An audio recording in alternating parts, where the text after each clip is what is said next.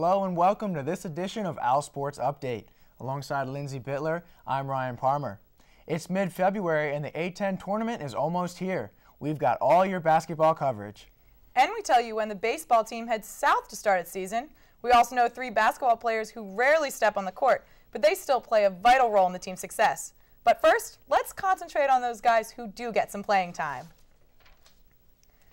Thanks in part to 2 recent A10 wins, the men's basketball team is back in the top 25 in both polls.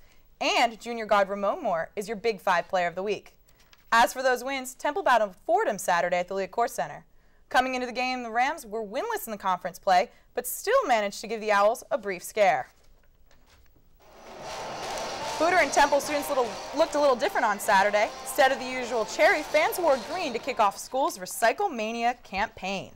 On the court, a recent knee injury didn't stop Juan Fernandez from hitting this 3 early in the first half. Another attempt didn't prove quite as successful for number 4, but teammates Scooty Randall and Michael Eric finished off the play.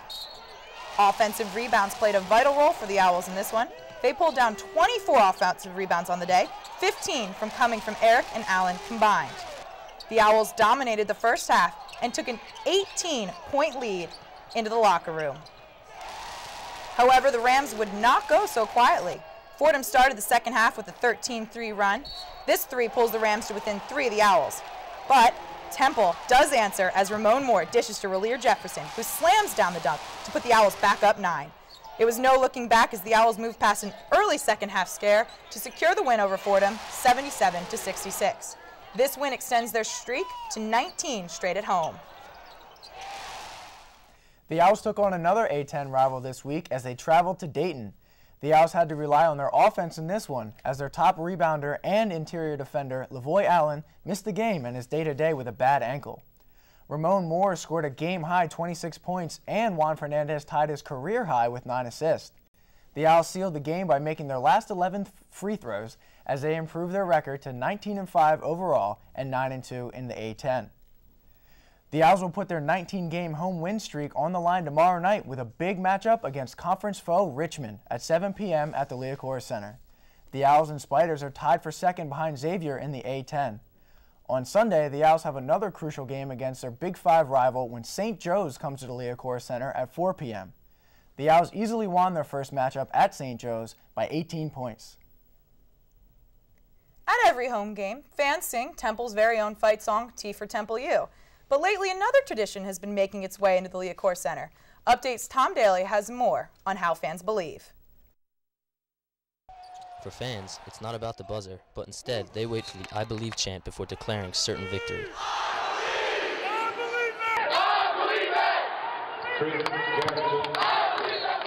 The chant is led by Temple alum Jack Fatica, who is known simply as the I Believe guy. I feel like we always needed something to have like our signature when we win a game, or something that people come to see. You wait, and you see all the kids like pointing over to Jack like, all right, do it now, and like getting the timing of like, all right, at this point there's no way we're gonna lose this game. Since we've started the I Believe chant, we've only lost 2 games at home. All the excitement is culminating in this great win, and everyone's feeling great and jumping around, and it's awesome. What I would love to see happen is that everybody joins in the chant. It's not just me leading it and the students cheering back. It's me leading it and everyone cheering back. Or my son or daughter, who's going to be born in 2 months, leading it and everybody cheering back. I see myself coming back as an alumni and jumping along with everyone else, looking ridiculous, teaching it to my kids. The chant only began a few years ago, but its notoriety is growing fast. I mean, what it's about something I think that everybody in the stands can be a part of, and hopefully that's what it turns into. I believe that this chant has become a Temple tradition, and it's certainly not going anywhere soon. Here at the Leacourt Center, I'm Tom Daly, Owl Sports Update.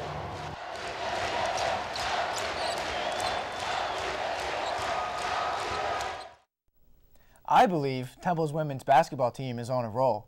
The Owls won their 11th straight last Wednesday, defeating St. Bonaventure 54-38. The win moved the Owls to 9-0 in the A10. The Owls' defense came up big in this one, holding St. Bonaventure to just 27% shooting. Quita Wallace scored a game-high 13 points, and Krista McCarthy added 12 along with 6 rebounds and a career-high 3 blocks. The Owls had a chance to move their win streak to 12 games Saturday versus Big Five rivals LaSalle. Saturday's game was in support of the Women's Basketball Coaches Association's Pink Zone. Fans were given pink pom-poms, and players and the spirit squads all wore pink for breast cancer awareness. Even the refs were in on the act wearing pink whistles. Here's Owls standout Kristen McCarthy being introduced to the crowd. She turned out to be the star of this one. But first, teammate Natasha Thames scores 2 of her 15 points on a layup. And then it's McCarthy's turn as she scores 2 and gets the foul. But the Explorers would put up a fight in this one. Here they knock down a 3 and follow it up with a buzzer-beating layup to give LaSalle a 1-point lead at the half. McCarthy and the Owls, however, proved to be too much for LaSalle in the second half. McCarthy knocks down 3 of her 22 points here. She was also good from the line, going 7 for 7. 4 Owls scored in double digits on their way to a 72-63 win, keeping them perfect in A10 play. Only 4 games remain on the schedule for the women's team as it hopes to grab the top seed in the conference postseason tourney. Currently, the Owls are tied atop the A10 with Xavier. Both teams are a perfect 10-0 in conference play. And the powers that be who put together the schedule did a nice job as Temple and Xavier meet up on the final day of the regular season at the Liacouras Center.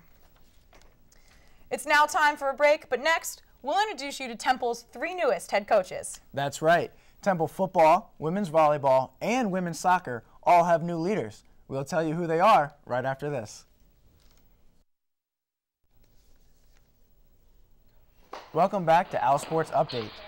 Men's tennis swatted away their opponent this Friday with a 6-1 win over Richmond. They won 2 of the 3 doubles matches and won 5 out of 6 singles matches. The Cherry and White squad came out with the right intentions as sophomore Casper Rams and junior Dmitry Vizunov get the early lead, ending their doubles match with 8-4. In singles competition, Vizunov kept the momentum going as he aced the serve to put the Owls up early, 6-4. The real icing on the cake was Taylor Hairston, who sealed the deal for Temple, winning 6-4 in his match. As a team, the Owls are now 5-2 on the season. The women's tennis team stayed close to A10 favorite Richmond, but they couldn't pull out a win in the end. The Owls lost to the Spiders 4-3.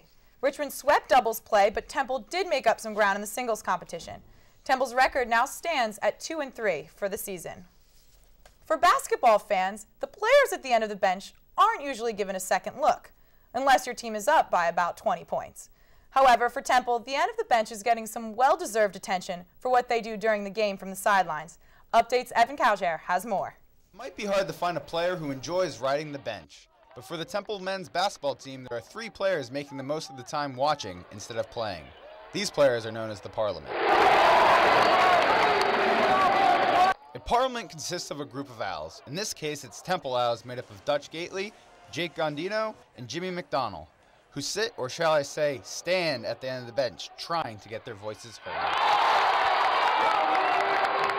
The main thing out of all this is all fun and funny and everything, but the main thing is trying to be as enthusiastic and bring as much energy as we can, especially the first half. There's a lot of defense in front of us, and we like to talk to the guys, help them out any way we can, and encouragement. That's our biggest thing, being positive. We're never going to yell at the guys. That's not our job. I'm not overly concerned about the Parliament, but I am concerned about the 3 guys that make it up. I think the 3 terrific guys who care nothing about themselves and only about the team. The Parliament is reaching out to the public, trying to gain more fan support. With the group giving constructive criticism on how to properly hype the team, you can follow them weekly on Facebook and their own personal blog spot. Well, I'm still basically the rookie of the group, but the youngling, he's the grandfather, the builder, and he's like Obi-Wan Kenobi.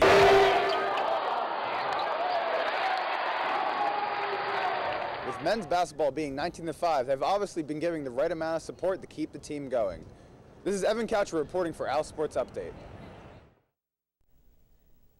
That's all we have on this edition of Owl Sports Update. And Temple fans, don't forget, you might want to check out that men's hoop game versus St. Joe's this weekend. Rumor has it that the student section is planning a funeral-esque celebration for their proclaimed death of the Hawk. Yeah, that one should definitely be fun. For Lindsey Bittler, I'm Ryan Palmer. Thanks for watching. Be sure to tune in next week.